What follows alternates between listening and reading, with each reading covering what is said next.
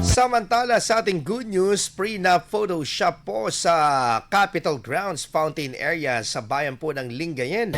Hinangaan para sa good news na kwento mo, Idol Tita Ronnie. Halong kilig at pagkamangha ang nadama ng mga netizens sa tampok na prenup photoshoot sa isinagawa sa fountain area sa Capitol Grounds sa Lingayen, Pangasinan. Sa mga larawang kuha ni Phil Diaz, kita ang mga makulay at romantikong tagpo ng magkasintahan sa night setup sa bukana ng Kapitolyo.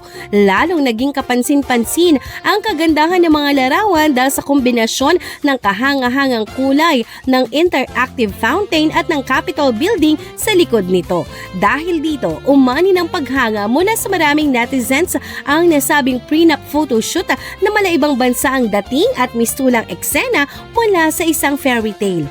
Ayon kay Diaz, maaaring maging isa ang fountain area sa mga pinakamagandang lokasyon para sa mga prenup photoshoots at iba pang espesyal na okasyon, lalo na tuwing gabi kung kailan higit na nabibigyang din ang kagandahan ng lugar dahil sa mga ilaw at kapaligiran nito. Sa kasalukuyan, tampok din na tambayan ng mga residente at mga bisita ang nasabing lokasyon. Sa tulong ng mga lokal na photographer na gaya ni Diaz, malaking bagay na unti-unting makita ang potensyal ng interactive fountain bilang bagong atraksyon sa lalawigan na talagang picture perfect ang PEG. At iyan ang ating good news for today. Ako si Idol Tita Ronnie Tatak, IFM.